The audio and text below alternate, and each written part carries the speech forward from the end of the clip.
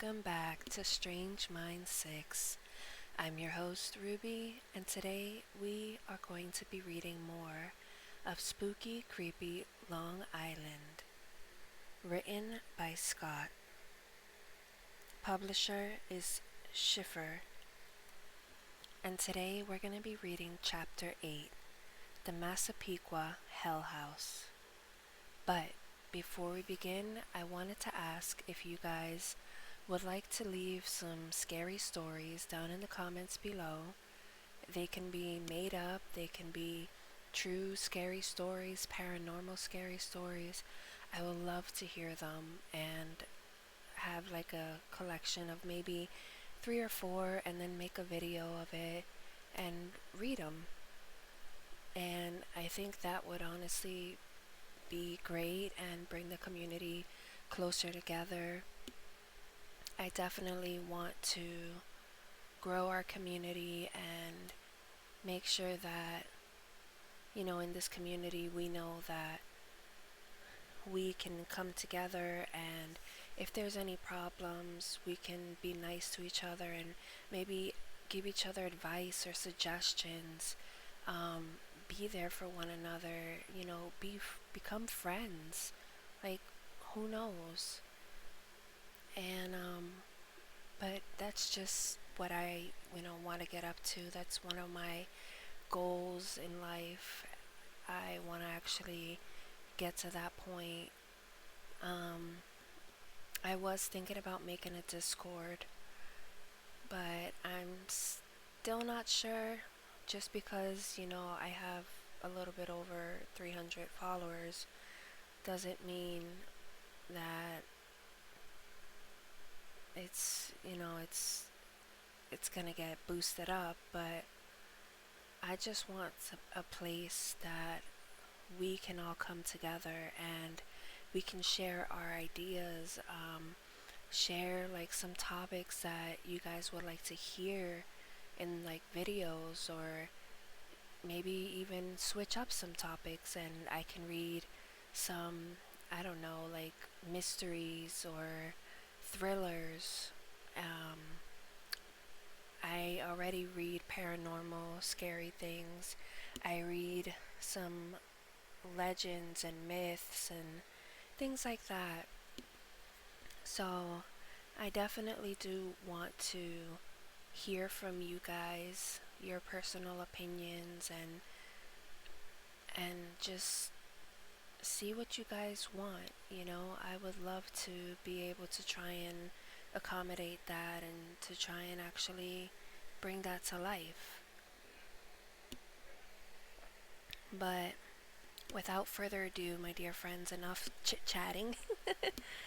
I want to be able to get to the story, so without further ado, my dear friends, grab a snack, grab a drink, or sit back and relax, and let's get to it. Chapter 8, The Massapequa Hell House.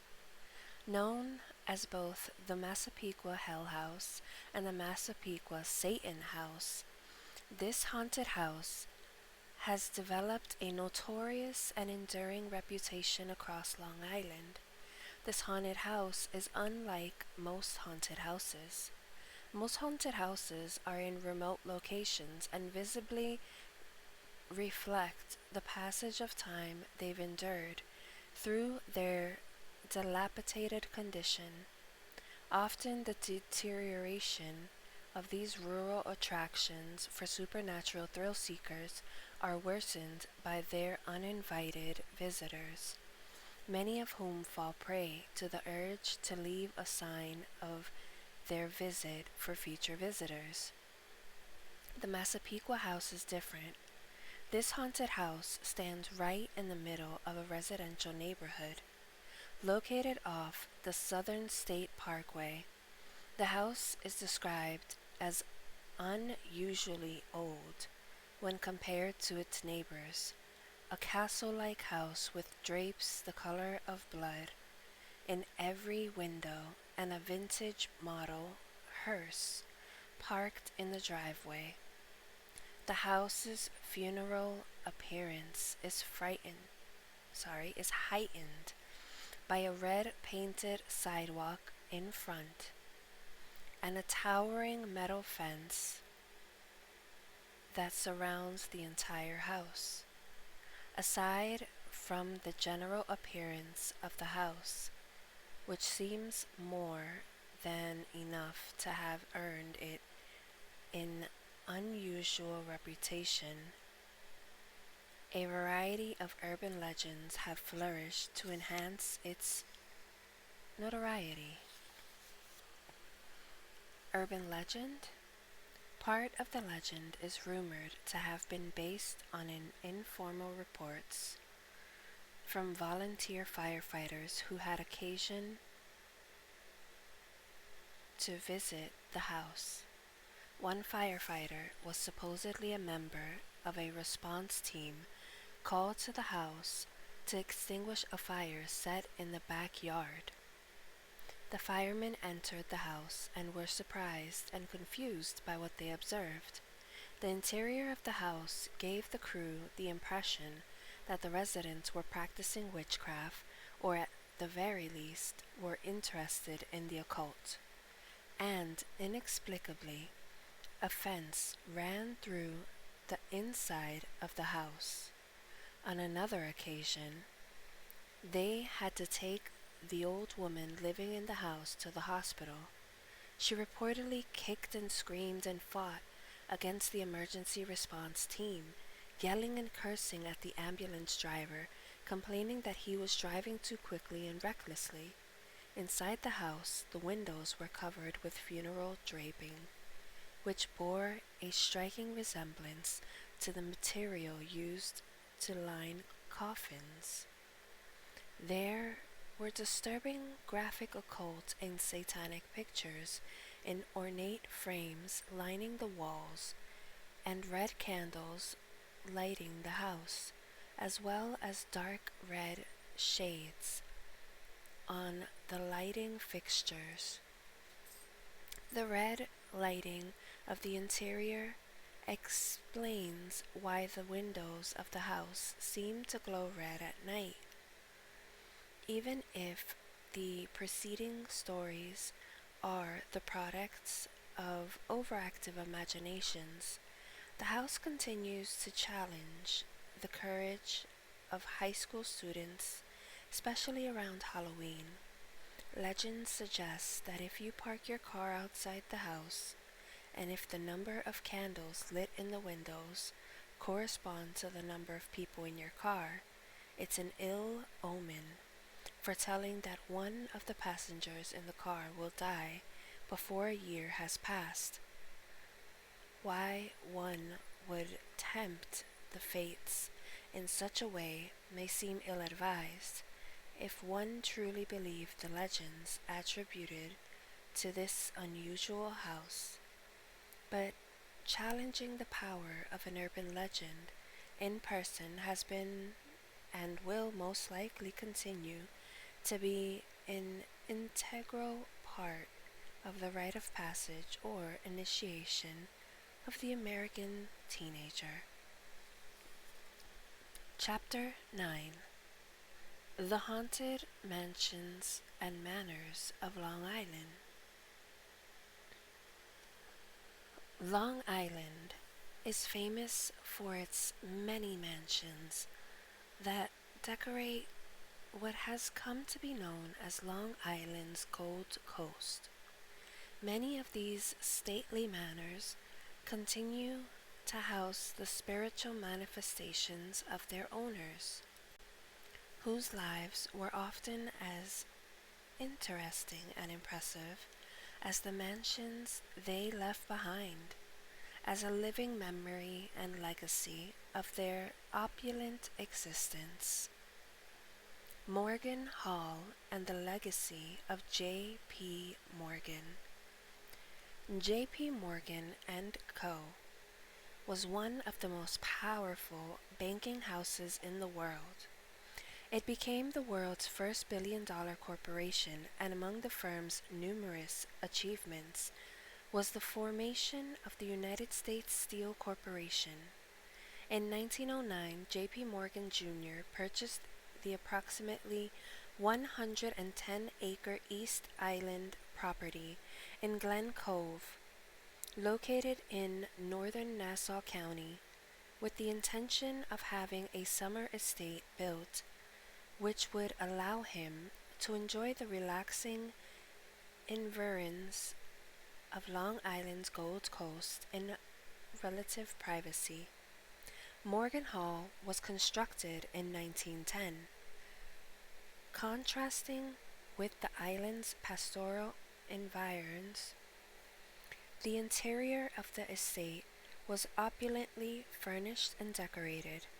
The estate was representative of J.P. Morgan's reputation as a collector of books, paintings, and art objects. Morgan sponsored the American Museum of Natural History and the Metropolitan Museum of Art, of which he was president.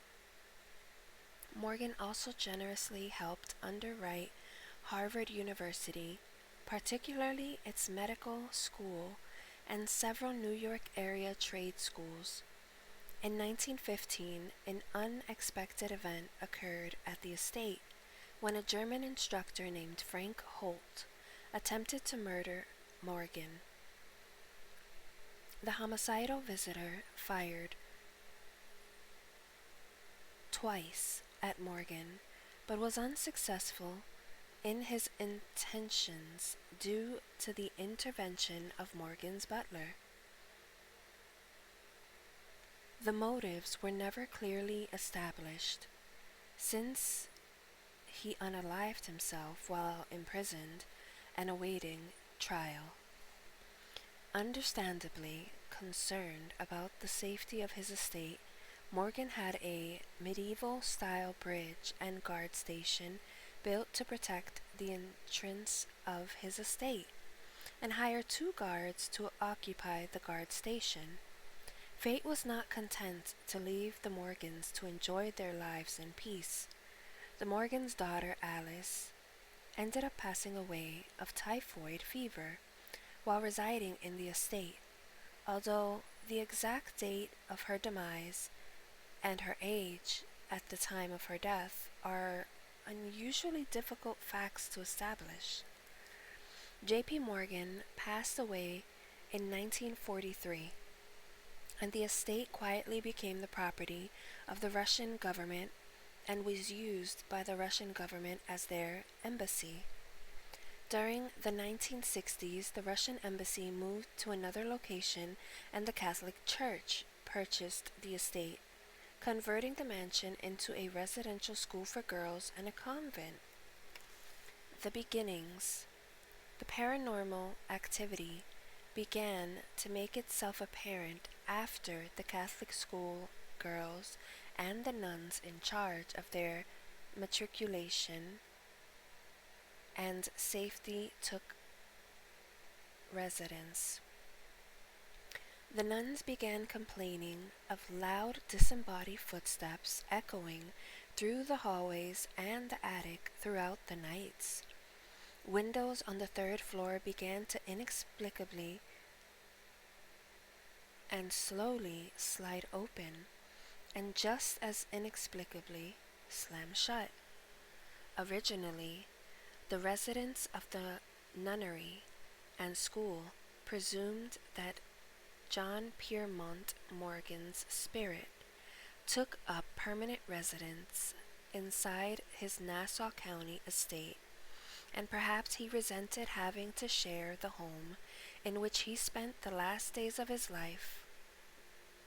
Indeed, the ghostly manifestation of Old Man Morgan floated through the students' rooms, leaving an icy chill in its wake, terrifying the devoutly Christian residents. The residents' opinion changed when the ghost of a young girl dressed in a long black gown was also witnessed. The spirit eventually managed to reveal herself to one of these novices, identifying herself as Alice Morgan, the daughter of J.P. Morgan, who had succumbed to typhoid fever as a young girl. One wonders why the Catholic Church didn't take a more proactive approach toward the paranormal occurrences, considering the representatives of this religion are sometimes called in to dispel the lingering manifestations of the souls of the departed. Perhaps the nuns and their students felt sympathy for the soul of the young girl who left the mortal plane so early in life. In time, the school was closed, the estate was abandoned, and was reportedly demolished between the years of 1980 through 1985. The bridge and guard station Morgan had installed after the attempt on his life to protect the entrance to his estate are all that remain. Winfield Hall. Was Frank Winfield Woolworth a warlock? Frank Winfield Woolworth began his career in retail as clerk, earning only $3.50 a week. Woolworth industriousness and tenacity paid dividends over time, and he opened his first store in 1879. The Woolworth stores became an American institution. The stores sold discounted merchandise at an established price of 5 or 10 cents, which undercut other independent local merchants who were still using the then common practice of haggling for the prices of their wares. Woolworth's stores also offered products for customers to inspect before buying. Unlike earlier stores where merchandise was kept behind the counter and customers presented the clerk a list of what they wanted, which would be prepared by the store clerk. Woolworth's 5 and 10-cent stores also offered lunch counters that served as everyday gathering places, like an information town hall, and the ancestors of the food court found in almost every mall across America. The success of Woolworth's methods did not go unnoticed by competitors and quickly became common practice. In 1913, Woolworth commemorated his success by having the 60-story Woolworth building constructed.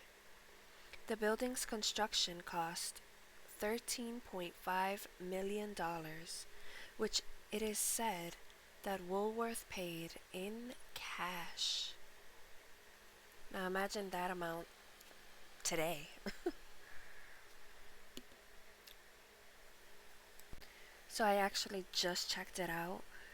Today it would have been 425,423,030.30.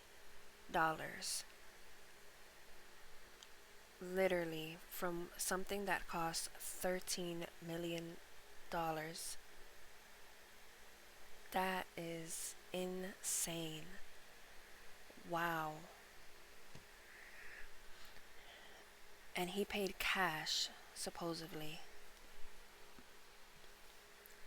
Well then. Winfield. At the time of its construction, it was the tallest building in the world and remains one of the oldest and most famous skyscrapers in New York City's instantly recognizable Manhattan skyline. After more than 90 years, the Woolworth building is still one of the 50 tallest structures in the United States. In 1916, Woolworth's first estate on Long Island's Gold Coast was destroyed by a fire, but a man of Woolworth's determination is not easily discouraged. In 1917, Woolworth spent $9 million on the construction of Winfield. The number of rooms in the mansion vary depending on whose account one reads, varying from 56 to 62 rooms. The mansion was the definition of opulent excess, featuring a $2 million solid marble staircase, solid gold bathroom fixtures, a 7-foot wide crystal and gold chandelier hanging down from a 1,500 square foot, 14-karat gold gilded dining room ceiling.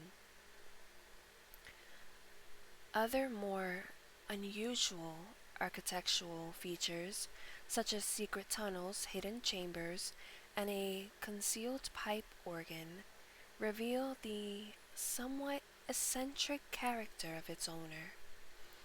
Prosperity does not ensure longevity. 2 years after the construction of his opulent estate, Frank Winfield Woolworth fell prey to an infection. The infection began with his deteriorating teeth, and due to Woolworth's phobia of dental procedures, he avoided seeking treatment, and the infection worsened, becoming septic.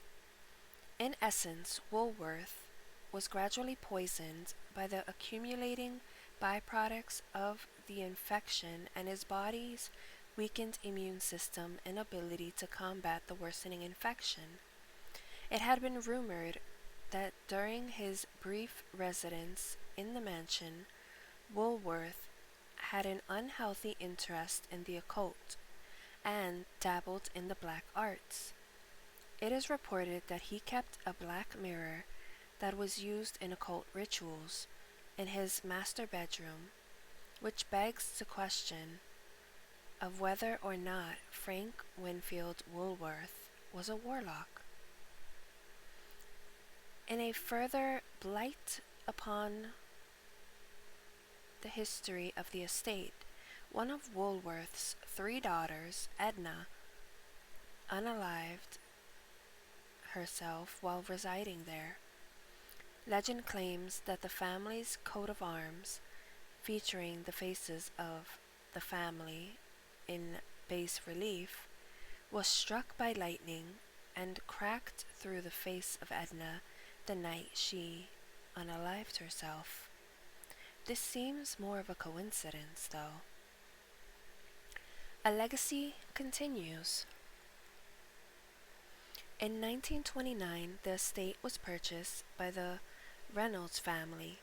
The notorious Reynolds family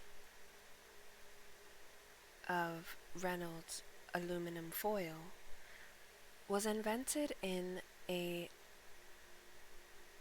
laboratory in the Winfield garage. After the death of Mr. Reynolds, Mrs. Reynolds continued to reside on the estate until the costs of maintaining the elaborate home motivated her to sell it. The mansion then housed the Grace Downs School for Girls, a modeling academy and finishing school. From 1964 to 1977. Then the estate went up for public auction. While attending the public auction, Oyster Bay resident Monica Randall met Mr. Andre Van Brunner, a mysterious businessman who bought the ill-fortuned estate. After a whirlwind romance, Randall became engaged to Winfield's new owner, and moved into the opulent estate. Monica Randall, an avid paranormal enthusiast, authored The Mansions of Long Island's Gold Coast and also wrote Winfield 2003, which, in addition to chronicling Woolworth's eccentricities, also serves as an account to her nightmarish experiences while living in the mansion, and recorded the history of paranormal happenings at the palatial estate. Almost everyone who worked or lived at Winfield and some of the charm school students observed the manifestation of a female spirit wearing a faded blue dress strolling through the garden and in some of the upstairs bedrooms. It is also said that the Italian Renaissance style mansion provided the perfect backdrop for the supernatural strains of spectral organ music that can be heard echoing through the spacious structure on certain ominous evenings. A psychic investigation a psychic investigating the estate claimed it was full of negative spirits and subtle energies that drained and tormented its living residents. The misty apparitions of Woolworth and his daughter, who unalived herself, appeared during a seance held in the mansion. The psychic further informed the mansion's owner that Randall, who resembled a woman who had scorned Woolworth in life, inflamed the wrath of Woolworth's wrath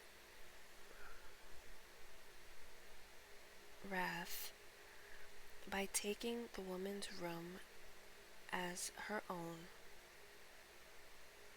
The mansion is built almost entirely of marble, which contains quartz crystal, oof, that actually attracts energy, silica, and ferric salt. These materials are used in making recording equipment. Scientists and paranormal investigators speculate that marble and other similar materials containing crystalline deposits can trap a variety of energies for an indefinite period. These energies, under the right conditions, may be released, manifesting themselves similarly to the manner that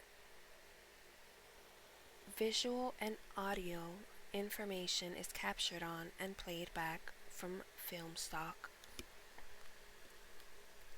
Woolworth's spiritual energies are thought to have been so intense that they stayed behind, captured in his mansion, because he refused to accept his death as the finite end of his existence. The same force of character that enabled him to persevere and succeed against adversity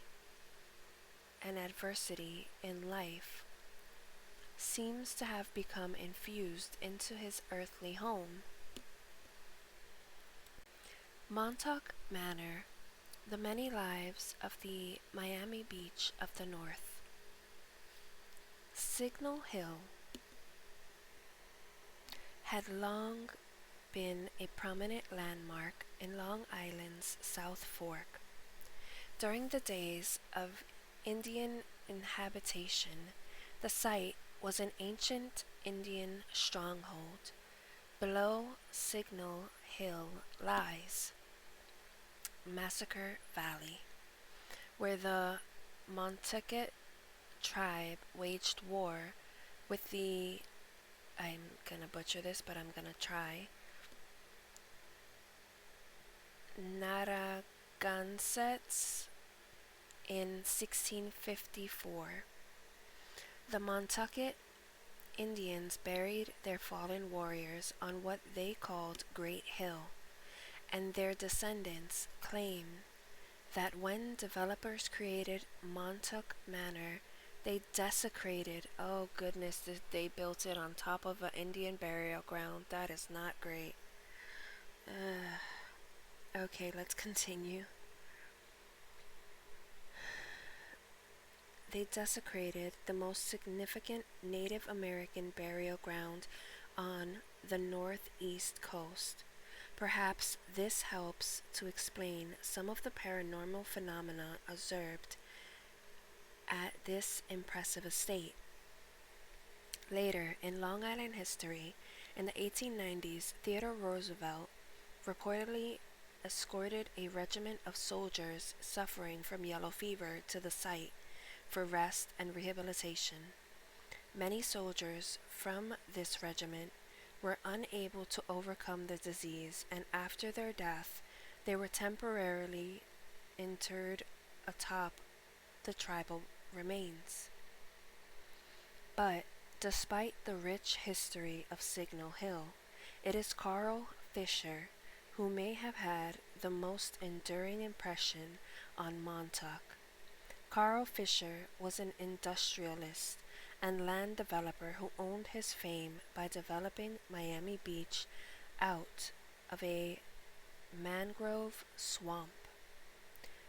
Fisher also left his mark on the plains of Indiana by establishing the Indianapolis Speedway, located in Speedway, Indiana, with seating for 255,000.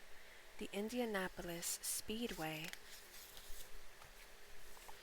is the largest, highest capacity sporting arena ever to exist in the history of mankind. In 1926, the multimillionaire and four partners focused their collective interest on Signal Hill. They collectively purchased 9,000 acres on the Montauk Peninsula with the intention of building the most fabulous summer resort ever imagined in the world. Plans for the Miami Beach of the North began with creating Montauk Harbor. Fisher had a channel dredged between Great Pond and Block Island Sound to create a marina to launch the resort's yacht club.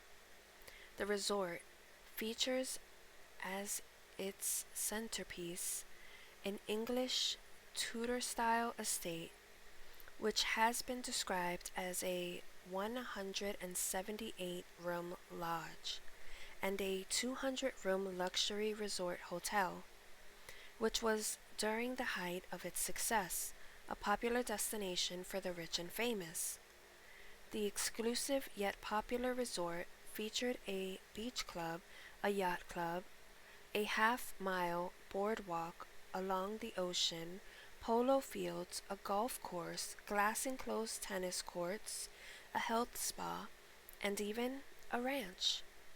Restaurants featured impeccable service and internationally acclaimed cuisine. All of this changed in 1929 when the Great Depression forced his development company into bankruptcy.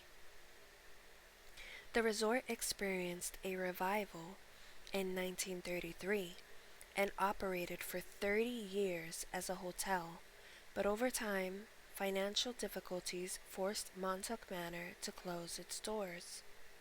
For over 20 years, the brooding behemoth sat empty atop its elevated outlook, a victim of vandalism and the vicissitudes of weather.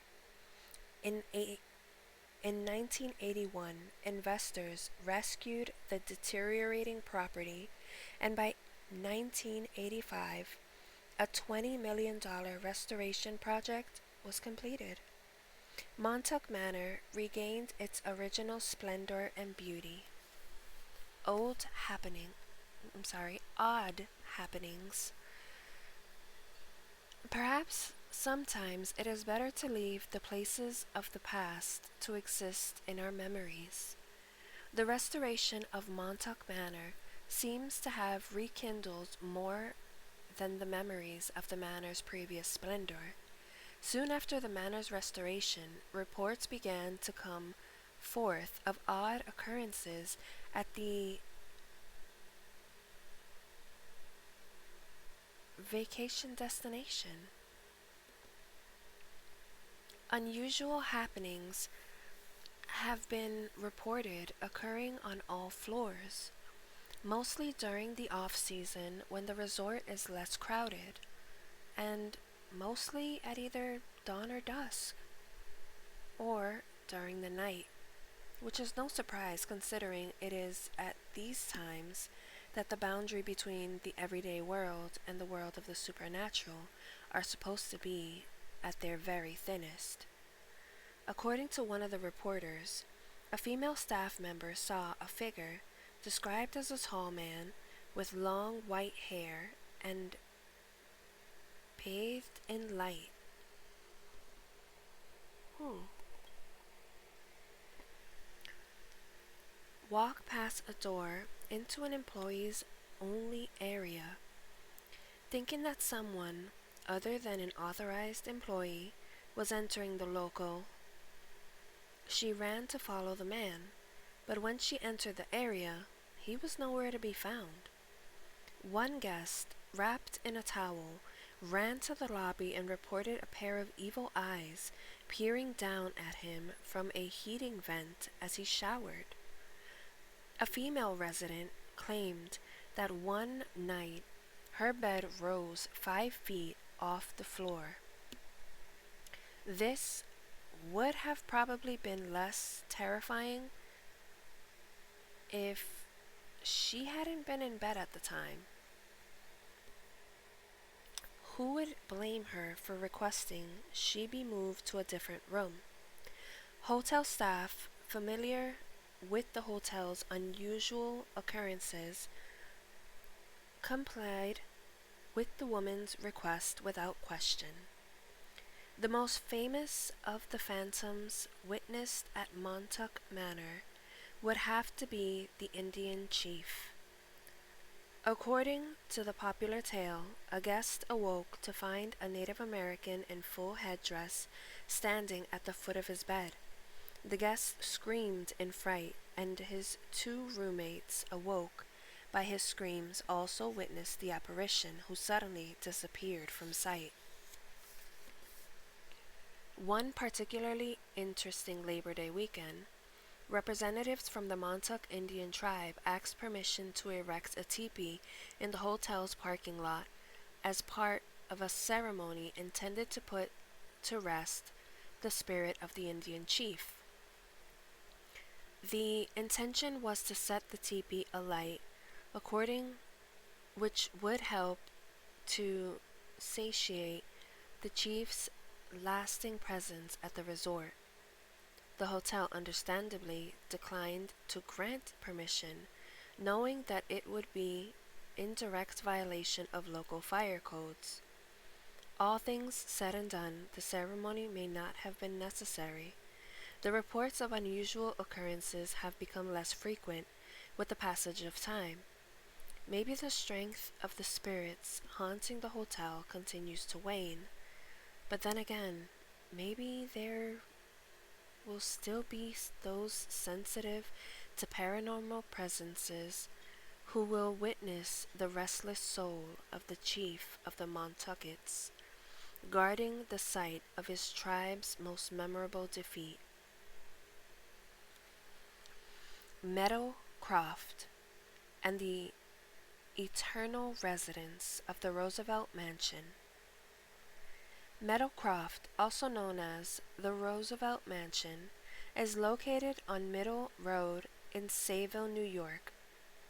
The estate occupies a large tract of land in the middle of the Suffolk County Sans Souci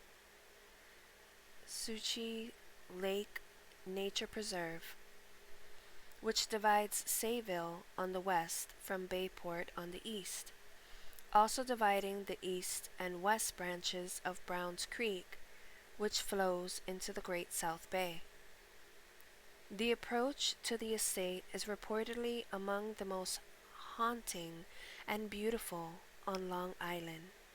Over a narrow concrete bridge and up a long dirt drive embedded in tall marsh grass.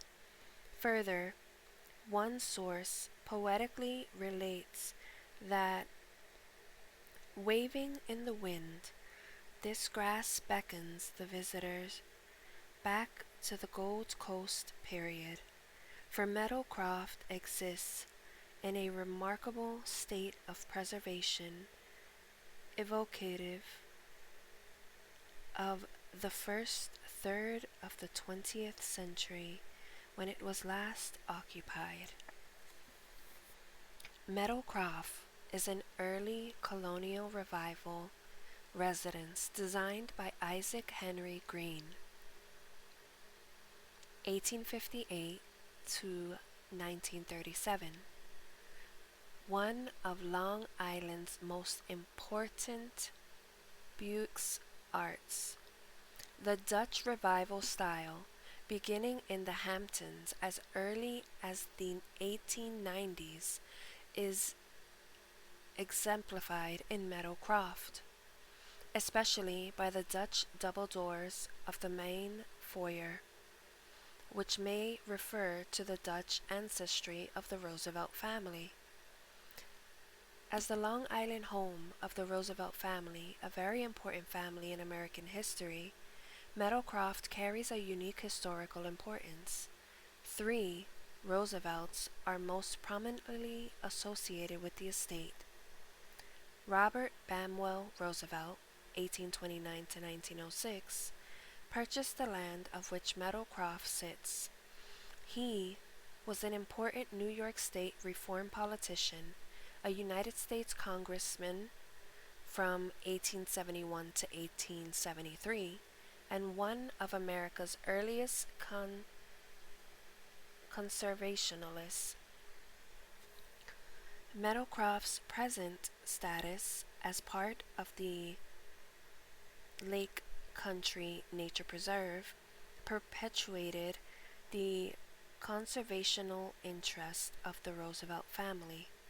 His nephew, President Theodore Roosevelt, 1858 to 1919, often visited the property, and a cousin of the president, John Ellis Roosevelt, 1853 to 1939, who was also a legal advisor to the president, commissioned the estate in 1891. President Theodore Roosevelt is well known nationally and internationally as the colorful leader of the Rough Riders. In the Spanish-American War, progressive Republican governor of New York from 1899 to 1900s, President of the United States from 1901 to 1908, and Nobel Peace Prize winner in 1906. John Ellis Roosevelt was a well-known New York City investment banker and an active contributor to Long Island's social life through his participation in clubs and sports such as cycling and sailing. The paranormal happenings at the estate are relatively minor in comparison to the historical impact the Roosevelt family had. There is a feeling of unnatural coldness and overwhelming sadness reported emanating from the dining room and Mrs. Roosevelt's bedroom, as experienced by individuals sensitive to the lingering presence of the spirits of the departed. Local legend indicated that the mansion is set back in a swamp and for quite some time was in disrepair, and that the grounds were overgrown. There were strange rumors of a man that would roam the swamps protecting the house. Some even suggested that it was the vigilant manifestation of President Roosevelt himself. And with that, my dear friends, we are going to end it there. The next video would be Chapter 10, The Historical Haunted Homes of Long Island. But I definitely hope that you enjoyed these chapters and that you learned a couple of things and maybe are even curious to know more. Definitely, if you have any questions that I may answer or any spooky stories of your own, leave down below, comment it down below. I would love to hear about them. And with all due, my dear friends, this has been Ruby, signing off.